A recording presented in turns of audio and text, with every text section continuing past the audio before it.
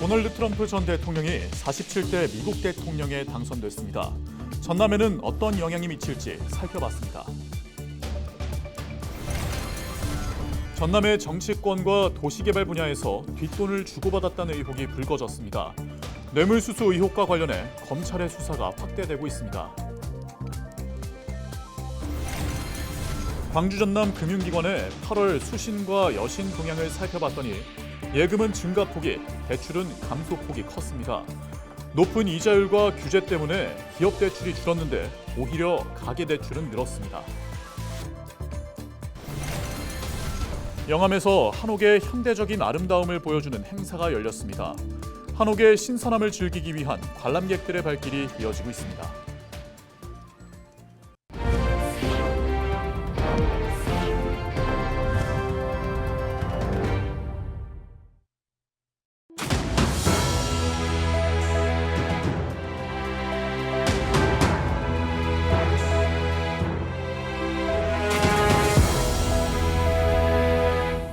시청자 여러분 안녕하십니까? 헬로티비 전남 뉴스입니다. 도널드 트럼프 전 대통령이 제47대 미국 대통령에 당선됐습니다. 이로 인한 글로벌 시장 변화가 예고되고 있는 가운데 조선업과 철강 등 굵직한 산업단지가 밀집된 전남에 어떤 영향이 미칠지 송하영 기자가 짚어봤습니다. 국내 철강업계는 미국의 트럼프 집권 1기 시절부터 미국 수출 물량을 줄여왔습니다. 모든 수입 철강제에 관세 25%가 부과됐기 때문입니다. 이렇다 보니 철강 제품에 대한 수출 의존이 높은 전남의 수출액도 감소했습니다. 철강판의 경우 지난 2015년 3억 3천여만 달러에서 트럼프 집권 후 90%가량 줄었습니다. 그런데 최근 도널드 트럼프 재집권이 확정되면서 지역 철강 산업계가 또다시 촉각을 곤두세우고 있습니다. 트럼프가 철강 산업에 대해 반중국 정책을 펼치고 모든 수입품에 보편 관세를 부과하겠다고 했기 때문입니다.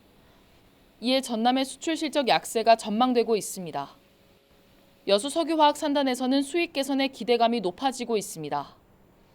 트럼프가 석유 업체에 대한 규제를 완화하고 세금을 깎아주겠다고 하면서 미국 수출 수요가 증가할 것으로 분석됩니다.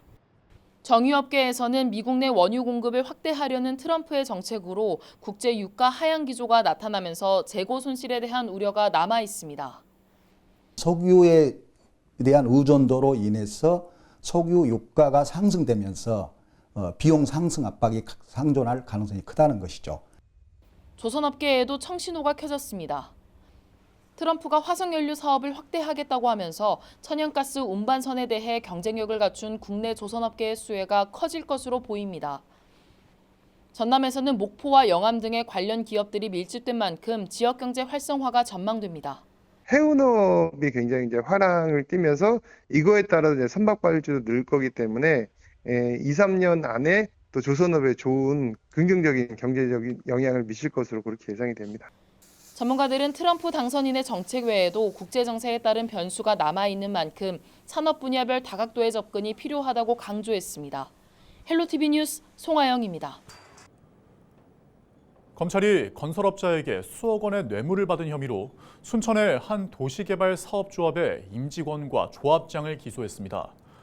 조합장 A씨 등 3명은 순천 지역에 약 2,400세대의 공동주택과 상업시설을 조성하기 위해 만들어진 조합의 소속으로 건설업자에게 최대 1억 5천만 원을 수수한 혐의를 받고 있습니다.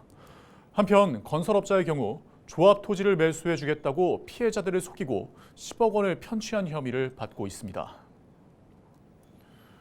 뇌물을 받았다는 의혹을 받고 있는 전남의 모 국회의원 보좌관에 대한 사전 구속영장 청구가 기각됐습니다.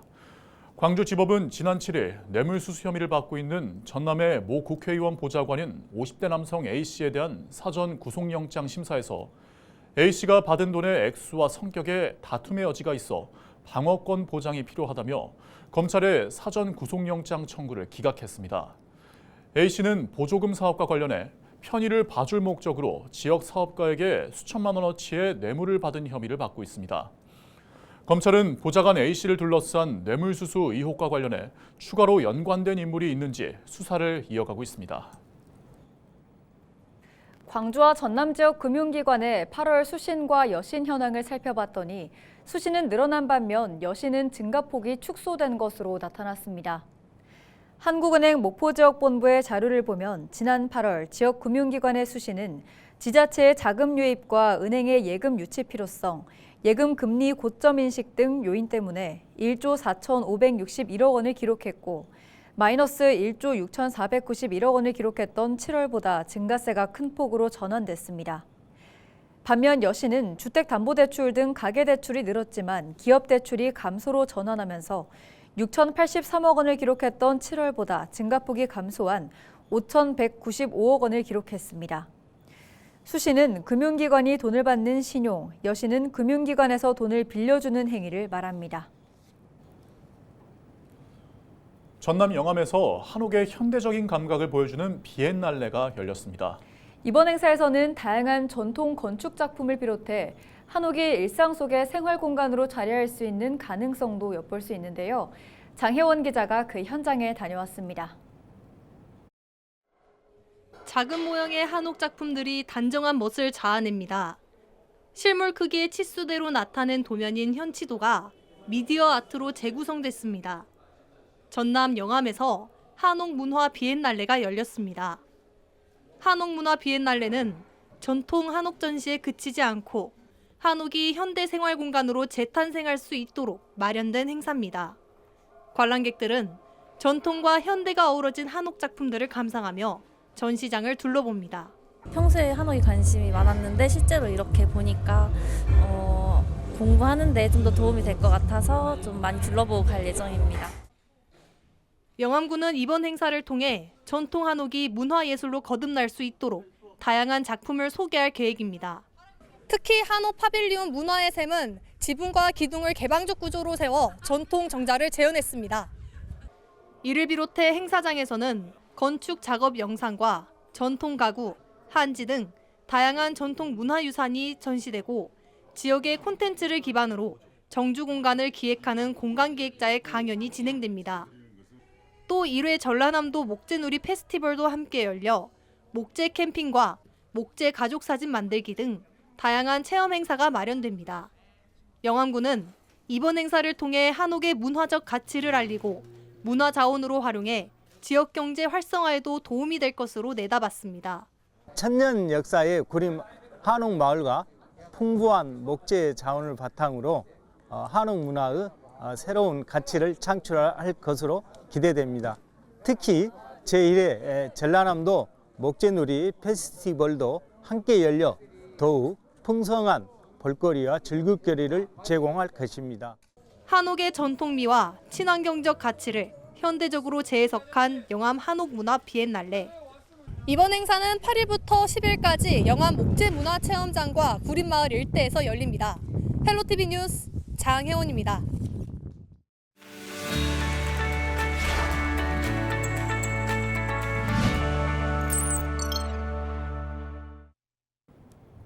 국회에서 발의된 수많은 법안 가운데 우리 지역과 밀접한 관계가 있는 이슈 법안들을 들여다봅니다.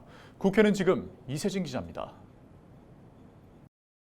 최근 고등학교 한국사 교과서 상당수가 여순 사건에 대해 반란이라는 표현을 사용했다 삭제하는 일이 있었습니다. 지난 국정감사에서 있었던 지적 때문인데요. 여순 사건 특별법이 시행된 지 3년 가까이 돼가지만 아직 풀어야 할 숙제가 많다는 지적도 나옵니다. 국회는 지금에서 살펴봅니다. 네. 최근에 고등학교 한국사 교과서에 여순 사건이 반란으로 표기가 됐다가 삭제되는 일이 있었는데 지난 국감에서 의원님께서 지적했던 사안인데요. 어떤 네. 내용인가요? 고등학교 한국사 교과서에 여순 반란 사건이라고 표시가 돼 있어가지고 지금 여순 사건 특별법에도 이 사건은 반란이 아니다. 그래서 반란자가 삭제돼 있거든요. 법에도. 당시에 이제 이승만 정권 때 단독 정부를 수립하다 보니까 제주도민들이 안 된다. 남북 간 통일 정부를 수립하자. 이런 시위를 하게 됐어요. 그러다 보니까 이승만 정권에서 여수 군대에다가 제주도 진압을 하고 사살을 해라.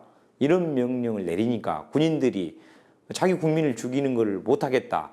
이렇게 된 사건이거든요. 그래서 부당한 명령을 따르지 않았기 때문에 이것을 반란이라고 해서는 안 된다.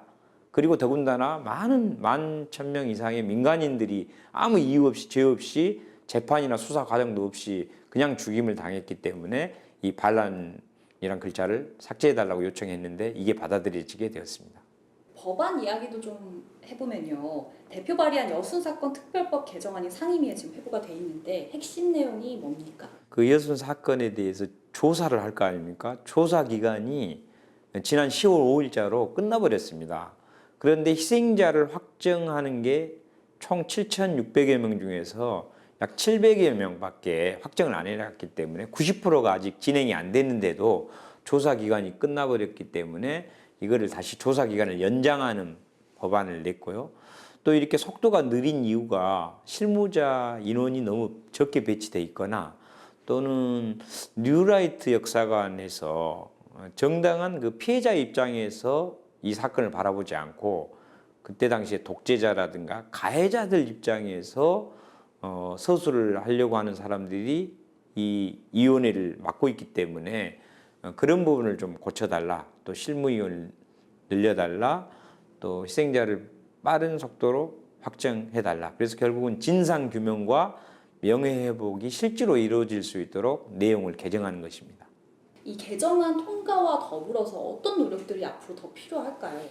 사실은 유족들 입장에서 너무 답답하죠. 신청한 지가 언젠데 아직도 연락도 없고 뭐가 진행된다는 소식도 없기 때문에 당연히 실무자들을 좀 더 인원도 늘리고 또 실제로 올바른 역사관을 갖고 있는 전문가들이 좀 투입이 돼서 이 진상규명의 속도를 빨리 하고 말 그대로 진실에 다가설 수 있도록 그런 그 조사가 이루어질 수 있도록 전문가를 배치하는 이런 일들이 필요합니다.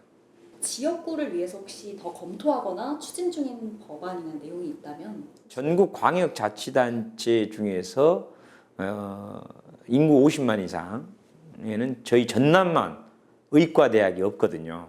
그래서 의료 상황이 좋지 않기 때문에 의과대를 꼭 유치하고 또 의대, 병원도 같이 설립을 해서 지역 의료를 좀 확충을 해야 되는데 그런 의과대 설립 법안 같은 것을 준비하고 있습니다. 마지막으로 저희 지역구민들한테 한 말씀 간단하게 해주신다면? 이 소외 지역은 단순한 경제 논리로만 그 정치 행정을 펼쳐가지고는 그 일을 막아내기가 힘듭니다. 농업만 하더라도 당장 돈이 되냐 안 되냐로 따지면 농업을 없애자 이런 얘기가 나오기 때문에 농업을 그런 차원이 아니라 생명과 안보, 생태를 보존한다. 이런 차원의 접근을 해야 되고요. 학교도 학생 수에 따라서 예산을 배분하다 보니까 학교가 점점 없어지게 돼 있어서 그렇게 되면 결국은 젊은 엄마 아빠들도 이 지역을 떠나야 돼서 국가 균형 발전에 전체적으로 맞지 않기 때문에 이런 그 교육이나 의료 또 국가 균형 지역 발전을 위한 법안들을 좀 더 제가 챙기려고 하고 있습니다.